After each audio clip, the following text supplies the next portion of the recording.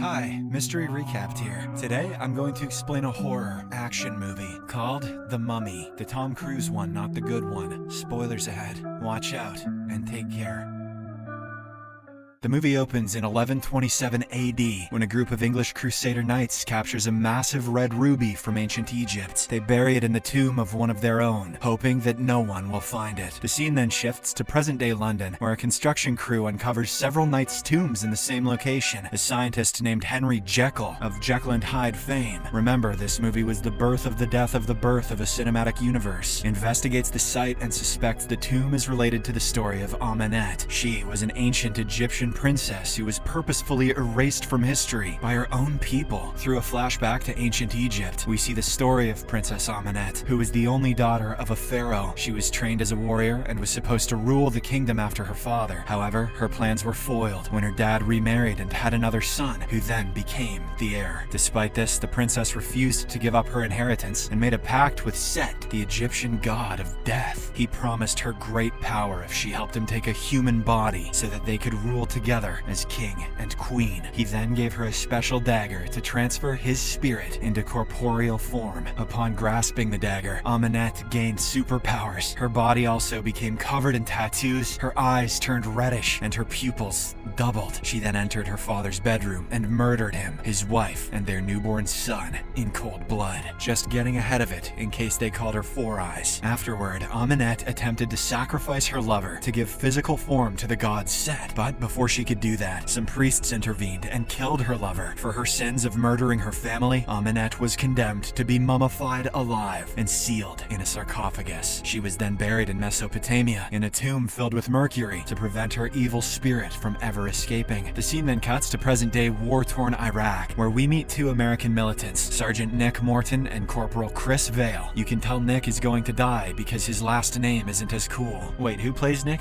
Oh, never mind. They are currently defying their superiors' orders and driving into a village overrun by insurgents. It turns out that Nick wants to search for valuable artifacts from the ancient world that they can smuggle back and sell on the black market. However, Chris is clearly against this, as it could get them into trouble, and the place is also not safe. Not long after, the duo is ambushed by enemies from all sides, with gunfire raging everywhere. They try to fight back, but they're running out of ammo, and the insurgents are in overwhelming numbers. With no other option, Nick orders an airstrike to eliminate the insurgents. Soon after, some military aircraft arrives, and the village is destroyed by missiles launched from above. He didn't even have a 3-kill spree. Several explosives then occur, collapsing the Earth's top layer and opening a hole in the ground. Nick and Chris are sucked into it, and they shockingly discover a massive sarcophagus in there, which is actually Amenet's tomb. Since the artifact is too heavy to steal, the duo informs their commanding officer, Colonel Greenway, of their discovery. Shortly after, Greenway arrives with several soldiers to investigate the valuable find. Along with him is a British archaeologist, Jenny Halsey, who immediately slaps Nick upon seeing him. It turns out the two had a one-night stand in Baghdad a few days earlier. Nick nicknamed himself T-Baghdaddy. It was so hot. But while she was asleep, he stole her map of this place and sneaked out. Following this, Nick, Chris, and Jenny grab their flashlights and head inside the eerie hole to investigate. Once there, they discover a tomb that appears to be guarded by sphinxes. The strange thing is that the sphinxes are facing inward rather than outward, and several chains are holding the sarcophagus down. Jenny examines the find and realizes that the contents are worth millions of pounds. As they explore further, they notice mercury flowing everywhere. Jenny then reveals that in ancient Egyptian mythology, mercury is believed to weaken the power of demons. Upon seeing such an eerie place, Chris gets scared and suggests that they leave, but the others refuse. This irritates the guy, so he shoots the chain that is holding the sarcophagus in place, causing it to rise. Immediately afterward, a large group of camel spiders appears out of nowhere, and one of them even bites Chris. Meanwhile, Nick experiences a vision of Princess Amenet, who thanks him for freeing her and calls him my chosen one. But Jenny brings him back to his senses and asks for his help in getting the tomb out of the place. After this, they place the sarcophagus on the aircraft and head for London. Chris, who had been bitten by the spider, begins to show bizarre behavior. He tries to open the sarcophagus for no apparent reason. When Greenway forbids him from doing so, Chris violently stabs him. This alarms the rest of the soldiers, and they get ready to retaliate. Nick wrestles a gun from one of them and threatens to shoot if they hurt his friend. However, when the possessed Chris tries to attack him, Nick is forced to kill him himself. At this moment, the plane is bombarded by a huge flock of crows. They break through the glass and immediately kill the pilot and co-pilot. This causes the aircraft to free fall, and it looks like no one is going to survive. With the clock ticking, Nick saves Jenny's life by giving her the only parachute he can find and throwing her overboard. Not long after, the plane crashes in the English countryside, and all the passengers aboard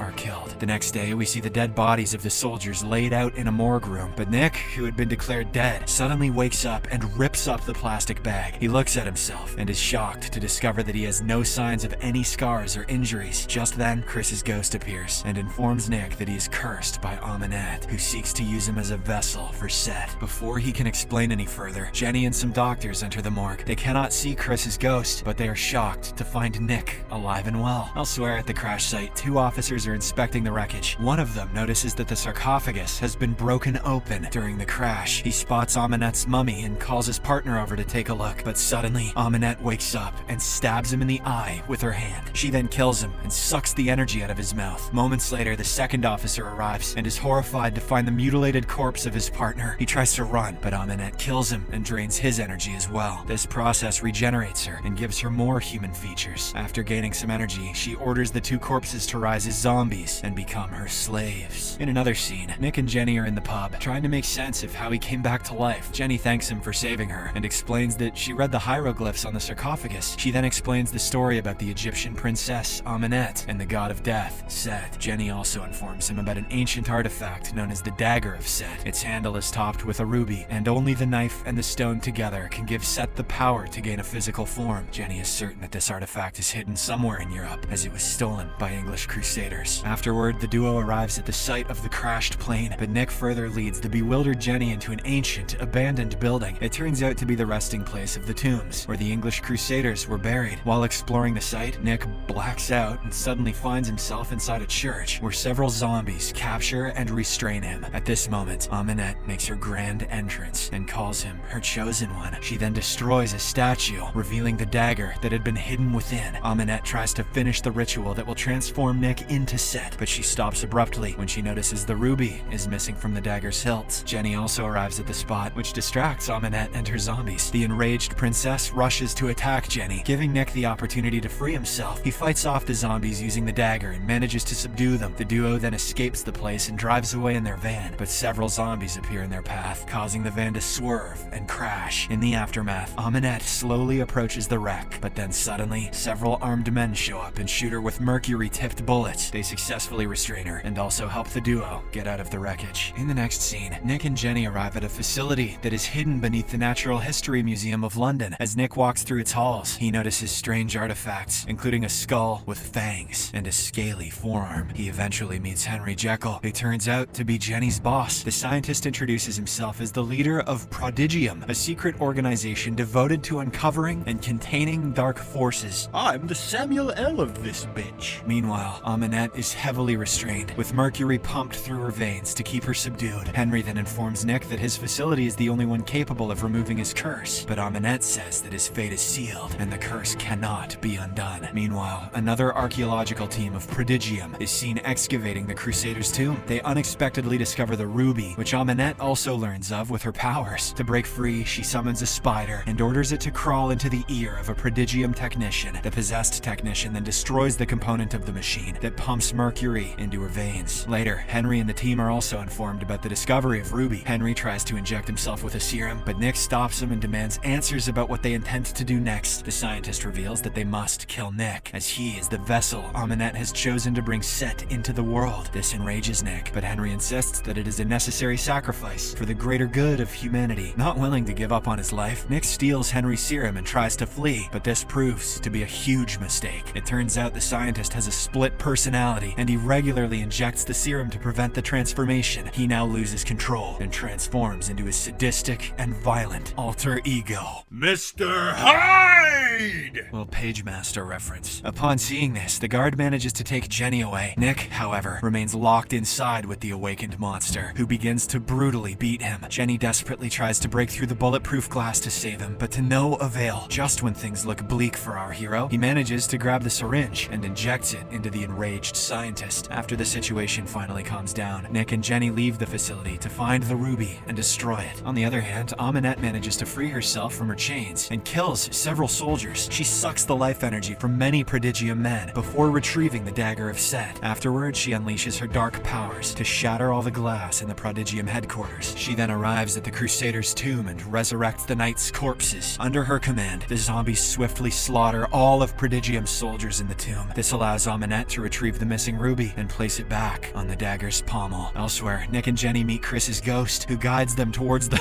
ruby. However, on their way, they are intercepted and attacked by the corpses of the Crusaders. The zombies destroy a wall, causing them to fall into the sewer waters. But despite the odds, the duo fights bravely against them, with Nick managing to smash and rip their heads off. After they finally free themselves, they try to reach the surface and leave, but unfortunately, Amanette shows up out of nowhere and drags Jenny underwater. Nick struggles to catch up, and by the time he reaches her, Jenny has already passed away. A devastated Nick then launches an attack on Amanette with all his might, but he's obviously of no match against her and ends up getting injured. The princess informs him that there are fates worse than death and that Jenny is in a better place. She then grabs him by the neck and says he should surrender to her because when all is over, he will thank her. This seemingly convinces Nick, and he allows himself to be kissed by Amanette, but it turns out to be a trick. Made you kiss me? And he immediately snatches the dagger from her. He then decides to destroy the ruby, hoping to end her power for good. However, Amanette tries to change his mind by claiming that if he allows himself to be possessed, he will transform into a god with power over life and death. Upon hearing this, Nick looks at Jenny and realizes he wants nothing more than to bring her back to life, but he also understands that the ritual will give Amanette power over him. Hence, after a bit of consideration, he stabs himself in the heart instead. This causes him to undergo the transformation, and his eyes separate into two sets of pupils. Amanette is thrilled by the sight, and Nick approaches her carefully. She thinks he's about to kiss her, but little does she know Tom Cruise never kisses ladies in his movies, and Nick begins attacking her with his new superpowers instead. He easily overpowers the princess, pins her down, and starts sucking out her life energy. In the end, Amanette collapses and reverts back to her shriveled mummy form. Next, Nick uses his powers to resurrect Jenny, but when she finally comes back to life, he is nowhere to be seen, leaving her confused. After a bit of searching, she eventually notices Nick hiding in the shadows. He is refusing to show his face, even after Jenny calls him multiple times. This makes her realize that he sacrificed himself to save her life with tears in her eyes. Jenny begs him to stay, but Nick bids her farewell and leaves, as he knows he's no longer a human. The scene then cuts to a few days later, where we see Henry and Jenny watching on as the mummified body of Amanette is sealed in a sarcophagus. The sarcophagus is then filled with mercury to prevent the princess from ever escaping again, unless more greedy idiots find it again in the future. Elsewhere, in the desert, we see Nick with Chris, whom he has brought back to life. The movie ends as the two best friends ride off on their horses, heading off to seek out a new